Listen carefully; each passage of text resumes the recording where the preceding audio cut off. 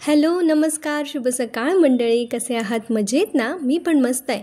घेऊन आली आहे तुमच्यासाठी लक्ष्मीच्या पावलांनी या मालिकेचा 27 मार्चच्या एपिसोडचा रिव्ह्यू. तर काल आपण बघितलं होतं की कलाने अद्वैतला जरा सरोजबद्दल थोडीशी हिंट दिली होती. हे सरोजला कळल्यानंतर तिने पुन्हा अद्वैतसोबत रिव्हर्स सायकोलॉजी खेळण्याला सुरुवात केली होती. आता अद्वैत लगेच आईच्या प्रभावात आलाय आणि तिकडून सगळं काही ऐकून आता डोक्यात तेच घेऊन तो त्याच्या रूममध्ये शिरलाय. इकडे आल्या आल्या अद्वैतला हेच आठवत असतं की त्याच्या आईला त्याच्यामुळे त्रास होतोय आणि आपल्या आईला कोणामुळेही त्रास होतो कामा नये, मग तो आपण का असे ना, असं आता अद्वैतला वाटत असतं. अद्वैत जेव्हा येतो तेव्हा कला सुईमध्ये धागा ओवत असते आणि ती बोलत असते की दोघं डोळे उघडे ठेवून नेम धरता येत नाही, त्यासाठी एक डोळा बंद करून मगच नेम धरला जाऊ शकतो. अद्वैत म्हणतो, म्हणजे काय म्हणायचं आहे काय तुला? तर कला सांगते, नाही म्हणजे एखाद्याला वाटू शकतं की दुसऱ्याचं ऐकून 4-5 दगडांवर पाय ठेवून आपण आपला हेतू साध्य करू शकतो, पण तसं होत नाही ना, त्यासाठी स्वतःचंच डोकं वापरायला लागतं. तेव्हा अद्वैतचं लक्ष जातं की कलाने बोर्डवर लिहिलं होतं की अद्वैत हा स्वतःच्या बुद्धीने विचार करत नाही. अद्वैत ते बोर्डवर लिहिलेलं वाचतो आणि कलाला प्रश्न विचारतो, हे तू लिहिलंयस? नाही म्हणजे मी जेव्हा रूममध्ये आलो तेव्हा ते सुई, धागा, दृष्टी, नेम हे जे सगळं काही तू बोलत होतीस हे माझ्यासाठी होतं का? तेव्हा कला म्हणते, अरे मी तर माझं काम करत होते, आता सगळं तुला तुझ्यावर ओढवून घ्यायचं असेल तर मी काय करणार ना. नाही, सकाळी तू मला ते काय ताक भाकरी वगैरे खाऊ घातलंस जे मला चालत नाही, त्यानंतर मला सॉरी बोलायला आलीस आणि वरून 4 प्रश्न मलाच विचारलेस आणि आता हे असं काही जे बोलते असते, एवढा ॲटिट्यूड आला कुठून तुझ्यात, असं तो आता कलाला डिरेक्टली बोलतो. आता बिचारी कला वेगवेगळ्या मार्गाने त्याला समजावून देण्याचा प्रयत्न करते, पण अद्वैतला काही कुणाचं ऐकूनच घ्यायचं नाही आहे, कारण तो सरळ डोक्याने विचार करतच नाही आहे. कला आता त्याला जे सुचवण्याचा प्रयत्न करते ना, ते अद्वैतला कदाचित कळतं आहे, पण ना त्याला वळत नाही आहे. त्यामुळे तो म्हणत असतो, तुझं काय चाललं आहे सध्या? कुठून आला तुला एवढा ॲटिट्यूड? मी काही तुझा देणेकरी आहे? तुझ्या दारात तुझ्याकडे पैसे मागायला आलो आहे? तेव्हा कला म्हणते, वाटेल ते बोलू नकोस चांदेकर.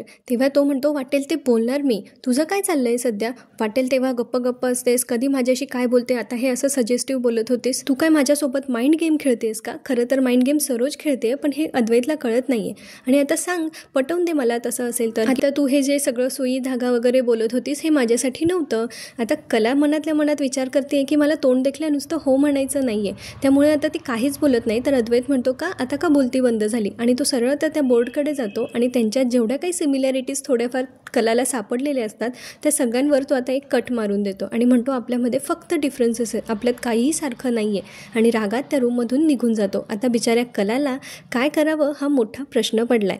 दुसरीकडे आपल्याला मिस्टर अँड मिसेस खरे बघायला मिळतात. ते कुठेतरी निघालेत आणि मिसेस खरेंच्या हातात एक पिशवी होती जी खाली पडली, कारण त्या कुठल्या तरी विचारात हरवल्या होत्या. तेव्हा मिस्टर खरे त्यांना विचारतात, अगं संगे, लक्ष कुठे आहे तुझं? काय झालं?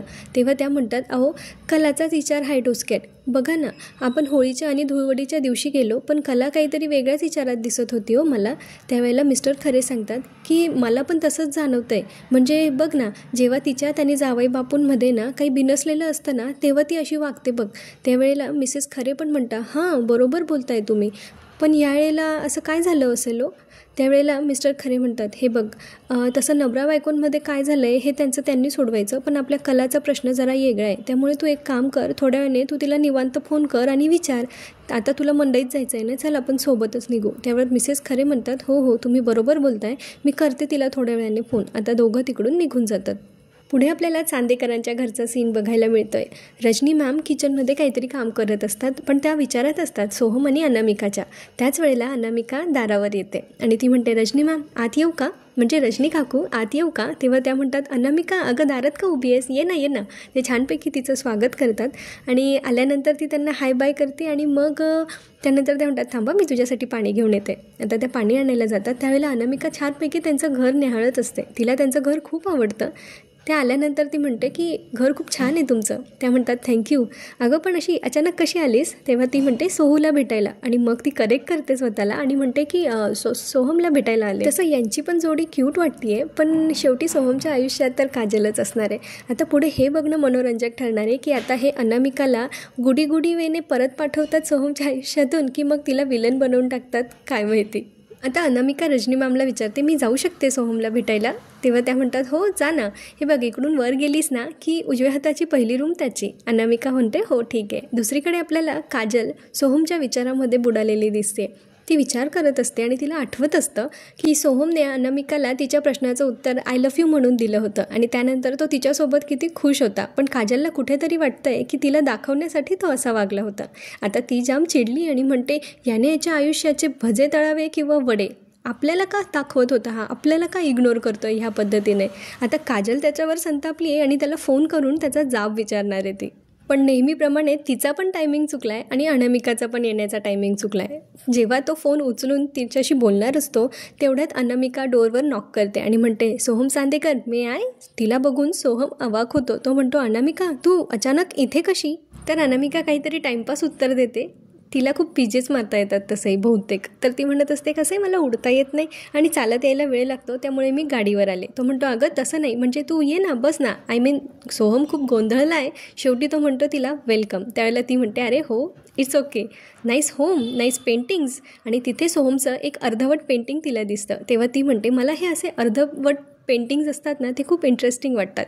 म्हणजे हे माणसाला आहे ना विचार करायला भाग पडतात की काय होणार आहे ह्या पेंटिंगचं पुढे, काय उतरणार आहे कॅनव्हसवर. त्यावेळेला सोहम कुठल्याच तरी विचारात हरवलेला आहे असं अनामिकाच्या लक्षात येतं. मग अनामिका सोहमला विचारते, मी आता काय बोलली सांग बरं. पण सोहमचं लक्षच नसतं ना, त्यामुळे त्याला काही सांगता येत नाही. तेव्हा तो म्हणतो, आय एम सॉरी. तेव्हा ती सांगते, म्हणजे अनामिका म्हणते की मी तुला तेच विचारायला आले की तुझ्या मनात जे काही आहे ना ते मला भांगेच्या नशेत सांगितलंस, त्यामुळे मी तुला परत एकदा विचारायला आली, तुला खरंच तसं वाटतंय का जे तू काल बोललायस. आता सोहम काहीतरी बोलणार असतो तेवढ्यात तिथे रजनी मॅम येतात आणि मग त्या त्यांच्यासाठी ज्यूस घेऊन आलेले असतात. तर अनामिका म्हणते, कशाला ही फॉर्मॅलिटी वगैरे. तर त्या म्हणतात की अगदी आमच्या कलासारखीच आहेस. तेव्हा सोहम त्यांच्याकडे बघायला लागतो. तर रजनी मॅम म्हणतात की हे बघ सोहम, तुझ्या मनात जे काही असेल ना ते हिला सांगून टाक. तेव्हा सोहमकडून अचानक बोललं जातं की सांगितलंच आहे, म्हणजे काल त्याने तिला जे प्रपोज केलं आय लव्ह यू वगैरे, त्याने हे सिरियसली घेतलं आहे की काय. आता रजनी मॅम म्हणतात, बरं तुम्ही आता बोलत बसा, मी येते. आणि अनामिका जाम खुश झाली आहे कारण तिला असं वाटतं आहे सोहमने काल तिला जे प्रपोज केलं होतं ते बरोबर होतं. त्यामुळे आता ती म्हणते की आय न्यू इट, मला माहिती होतं तू असाच तुझ्या मनात काहीतरी असणार आहे. आणि मग ती म्हणते लेट्स सेलिब्रेट. आणि ते रजनी मॅमने आणलेलं ज्यूस ते दोघं मिळून आता पित असतात. आता सोहमच्या मनात विचार आहे, पण मी असं तर काही बोललोच नाही. तर सोहमने काय गोंधळ घालून ठेवला आहे काय माहिती. पुढे आपल्याला अद्वैत बघायला मिळतोय. अद्वैत आता सगळ्या गोष्टींमध्ये परत विचार करायला लागला आहे आणि त्याचं काही कामात लक्ष नाही लागत आहे बहुतेक. त्याला आता पुन्हा सरोज मॅम त्याच्याशी काय बोलल्या ते सगळं आठवतं आहे आणि मग तो स्वतःशीच विचार करत असतो की माझ्या आईचा आणि माझा बॉन्ड स्ट्रॉंग आहे, त्यामुळे आम्ही दोघं एकमेकांशी सगळ्या गोष्टी शेअर करतो. तर कलाला असं का वाटतं खरेला की माझी आई माझ्या मनात वगैरे भरवते असं. खरं तर तीच मला आईबद्दल असं का सांगत असेल. ह्या सगळ्या गोष्टींमध्ये आता अद्वैत गुंतला आहे आणि इकडे कलाला पण तेच वाटतं आहे की अद्वैतला असं वाटतं आहे, तो त्याच्या बुद्धीने विचार करतो आहे. पण खरं तर त्या दोघांमध्ये फक्त चर्चा होत नाही आहे, तर सरोज मॅम त्याच्या मनात हे सगळं भरवत आहे असं कलाला आता कन्फर्म झालेलं. सध्या ना मित्रांनो, यांच्या प्रत्येक एपिसोडमध्ये असं होतं आहे की कुणीतरी काहीतरी बोलतं आणि नंतर त्याचा खूप वेळा फ्लॅशबॅक दाखवला जातो, म्हणजे पुन्हा तेच बघावं लागतं आहे. सो माझी एवढी रिक्वेस्ट कोणीतरी स्टार प्रवाहापर्यंत पोहोचवा की प्लीज आता थोडासा ट्रॅक चेंज करा, म्हणजे आम्हाला जेणेकरून बघायला थोडासा इंटरेस्ट येईल. कलाच्या आईला तिची खूप काळजी वाटत होती म्हणून आज त्यांनी तिला फोन करायचं ठरवलं आहे. आता कला जेव्हा दूध तापवत असते तेव्हा मिसेस खरेंचा तिला फोन येतो, म्हणजे कला किचनमध्येच असते खाली. आता त्या तिला विचारत असतात की त्या दिवशी आम्ही तुमच्याकडे आलो होतो तेव्हा मला तुझा मूड ठीक नाही दिसला, काय झालं होतं. त्यावेळेला आधी कला त्यांना टाळत असते, पण त्या खूप वेळा प्रश्न विचारतात. मग कला शेवटी त्यांना सांगायचं ठरवते. आता जसं अद्वैतला त्याच्या आईशी सगळं काही शेअर करावं असं वाटतं, तसं कलालाही वाटणं साहजिक आहे ना. ती बिचारी कुणाजवळ मन मोकळं करणार. त्यावेळेला आधी ती प्रेमानेच बोलत असते की मान्य आहे की सरोज मॅमला त्यांच्या मुलाची काळजी असेल आणि म्हणून त्या असं वागतायत वगैरे. आणि नेमका अद्वैत तेव्हा घरी येत असतो. तर कला जेव्हा बोलत असते, जेव्हा ती चांगलं बोलत असते सरोज मॅमबद्दल, तेव्हा तर अद्वैत घरात पोहोचलेला नसतो. पण ते जेव्हा कला तिच्या मम्माला सांगत असते की जाऊ दे, तुझ्यापासून काय लपवायचं, असं बोलू नये, पण मला असं वाटतं की सरोज मॅमला मी आवडत नाही आणि म्हणून त्या हे सगळं मुद्दाम करत आहे. आणि नेमका हाच शब्द अद्वैतच्या कानावर पडतो. झालं. अद्वैत फार मोठ्याने तिच्यावर ओरडतो. खरे आता तिकडे मिसेस खरेंना पण कळतं की अद्वैत आलाय घरी आणि त्याने हे सगळं बोललेलं ऐकलंय. आता अद्वैत तिच्यावर जोरात ओरडलेला असतो. त्यावेळेला घरातल्या सगळ्यांना त्याचा आवाज जातो आणि सगळे लोक आता खाली येतात, म्हणजे आता मोठा तमाशा होणार आहे काहीतरी. राहुल, नैना, रोहिणी यांना तर बिना तिकीटचा सिनेमा बघायला मिळणार आहे मस्तपैकी. तर ते इतके एक्सायटिंग होऊन खाली येतात ना. सोहम पण खाली येतो. सगळ्यांनाच काळजी वाटणार ना आता की काय होणार आहे म्हणून असं. आता बघूयात पुढे अद्वैत कलाची काय खरडपट्टी काढतोय परत. आता तो खूप मोठमोठ्याने बोलत असतो की काय बोलत होतीस माझ्या आईबद्दल, कुणाला सांगत होतीस. तेव्हा तो तिच्याकडून फोन काढून घेतो ज्यावर तिच्या आईचा नंबर असतो. तो फोन कट करतो आणि मग पुढे तिला बोलायला लागतो. तिकडे मिसेस खरे बिचाऱ्या खूप काळजीत असतात. त्यांचे मिस्टर त्यांना विचारतात, म्हणजे कलाचे बाबा विचारतात की संगे अगं काय झालं.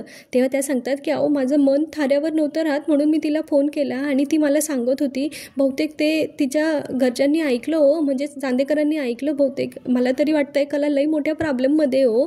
आता त्यांना बिचाऱ्यांना किती हे वाटत असेल की त्यांच्या फोनवर बोलल्यामुळे यांच्या संसारात पुन्हा प्रॉब्लेम्स होत आहेत ते. आता अद्वैत इथे कलावर अजून ओरडत असतो की माझ्या आईबद्दल तू काय सांगत होतीस, माझी आई मुद्दाम करते. आता सरोज मॅम पण तिथे येतात. आता यात तर काही खोटं नव्हतं पण तरी त्या तिथे आल्या आणि म्हणत असतात अद्वैत काय बोलते ही माझ्याबद्दल. त्यावेळेला आता नैना म्हणते ओ सरोज मॅडम तुमच्यावर राज्य आला आहे आता, घ्या चला चान्स मारून घ्या. तेव्हा आता सरोज म्हणत असते मनातल्या मनात की हिची गाठ आता माझ्याशी आहे आणि ही गाठ कितीही सोडवण्याचा हिने प्रयत्न केला ना तरी ही गाठ तिच्यासाठी आता फास बनत राहणार आहे. म्हणजे आता याचा वापर करून हे दोघं म्हणजे नैना, सरोज, रोहिणी हे सगळी लोक आता कलाचा काय वाट लावतात काय माहिती. आणि त्यानंतर खूप सारे असे ट्रॅजेडिक म्युझिक वगैरे लावत आजचा एपिसोड इथे संपतो. तर पुढच्या भागात आपल्याला बघायला मिळणार आहे की आबा कलाला एक चान्स देत असतात. तिला म्हणत असतात अरे तिला तिची बोलू तरी द्या, तिची बाजू तरी मांडू द्या. तेव्हा सरोज मॅम म्हणतात की या खोटारड्या मुलीचं एक्सप्लेनेशन दरवेळी आपण का ऐकून घ्यायचं. आता ही जेव्हा माझी चुगली करत होती तेव्हा हिच्या आईने हिला सांगायला पाहिजे होतं ना की सासूबद्दल तू असं बोलू नको, एक आई म्हणून त्यांनी सांगायला हवं होतं. मिसेस खऱ्यांचा पुन्हा फोन येतो कारण त्यांना आता राहवत नाहीये म्हणून त्या म्हणतात की कला तिकडे सगळं ठीक आहे ना. त्यावेळेला कला त्यांना आता स्पष्टपणे उत्तर देऊन सांगते की इथे काहीही ठीक नाहीये पण ही लढाई माझी आहे त्यामुळे आता ती मीच लढणार आहे. आता कला नव्या जोमाने उभी राहिली. ह्यावेळी कलाने काहीतरी मोठं केलं पाहिजे आणि अद्वैतला त्याची चूक लक्षात आणून दिली गेली पाहिजे. चला तर मग भेटूया आपण पुढच्या भागात. तोपर्यंत व्हिडिओ आवडला असेल तर लाईक शेअर करा, चॅनलला सबस्क्राईब करा. हसत राहा, खुश राहा, आपली आणि आपल्या प्रियजनांची काळजी घेत राहा. आयुष्य खूप सुंदर आहे, मस्तपैकी जगत राहा. तेव्हा भेटूया पुढच्या भागात. तोपर्यंत धन्यवाद.